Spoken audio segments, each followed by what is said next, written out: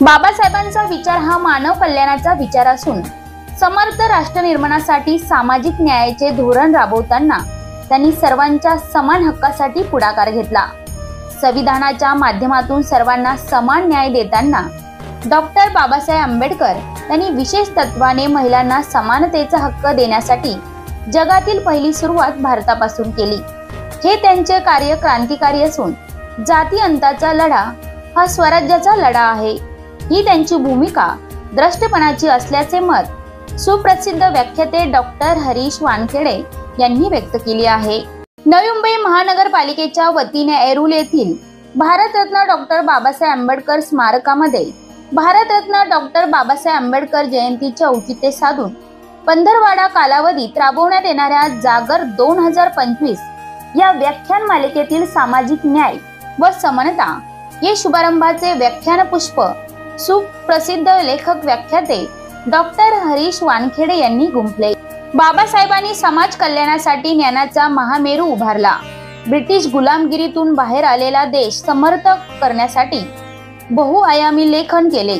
विकासाच्या सर्व क्षेत्रात मौलिक विचार मांडले। लोककल्याणकारी राष्ट्राची संकल्पना मांडताना आर्थिकदृष्ट्या सक्षमतेसाठी प्रभावी दिशा दिली। बौद्ध धर्म स्वीकारताना समानतेचा विचार हेच त्यांचे प्रमुख लक्ष होते। त्यानुसार बाबासाहेबांच्या विचारांची 4 सूत्रे त्यांनी सांगितली। त्यामध्ये प्रत्येक व्यक्तीला संविधानात प्रेरित मौलिक समान अधिकार, पारंपरिक यंत्रणेत बदल घडवणे, त्यासाठी सामाजिक न्यायाची सूत्रे व धोरणे राबवणे, राज्याची अंमलबजावणी क्षमता वाढवणे व त्यासाठी प्रतिनिधित्व सुनिश्चित करणे, तसेच सामाजिक क्रांतीची गरज या बाबासाहेबांच्या विचार प्रणालीत 4 प्रमुख सूत्रांवर डॉक्टर हरीश वानखेडे यांनी सविस्तर भाष्य केले। सामाजिक न्यायाची लढाई ही एक पायरी असून बाबासाहेबांच्या मते निम्न स्तरातील व्यक्ती अधिकार स्तरावर पोहोचवणे हा या समानतेच्या सूत्रातील वरचा स्तर असल्याचे मत डॉक्टर हरीश वानखेडे यांनी व्यक्त केले। बाबासाहेबांचे सामाजिक न्याय व समानतेविषयीचे विचार व आंबेडकरी तत्वज्ञान त्यांनी विविध उदाहरणे देत उलगडून सांगितले।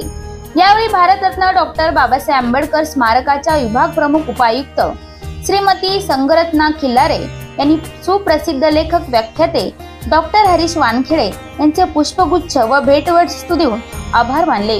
याविषयी ते बोलताना म्हणाले की बाबासाहेबांचे उत्तुंग कर्तृत्व आपण जाणतोच, पण त्यांचे युवक म्हणून घडणे आणि देशातील युवक घडवण्यासाठी त्यांनी वेळोवेळी केलेले मार्गदर्शन हे सूत्र पकडून युवकांचे भारतरत्न डॉक्टर बाबासाहेब आंबेडकर या विषयावर प्राध्यापक प्रवीण दवणे यांनी नवी मुंबई महानगरपालिकेच्या वतीने ऐरोली येथील भारतरत्न डॉक्टर बाबासाहेब आंबेडकर स्मारकात जयंतीचे औचित्य साधून आयोजित करण्यात आलेल्या जागर व्याख्यानमालेत उपस्थितांशी हृदय संवाद साधला।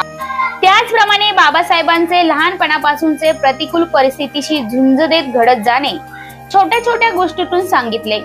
शब्द सापडण्याआधी त्यांना समाजातील जळती प्रश्नचिन्हे सापडली आणि त्यांची उत्तरे शोधता शोधता ग्रंथाच्या वाचनातून मिळालेल्या ज्ञानातून व देशातील तसेच परदेशातील वातावरणाचा अनुभव घेऊन ते घडत गेले। शिक्षणाचा ध्यास घेत प्रचंड प्रतिकूल परिस्थितीवर मात करत त्यांनी ध्येयपूर्तीच्या दिशेने निग्रहाने वाटचाल केली। अभावाला भाव माणूस घडवितो हे बाबासाहेबांचे जीवन चरित्र पाहिल्यानंतर लक्षात येते।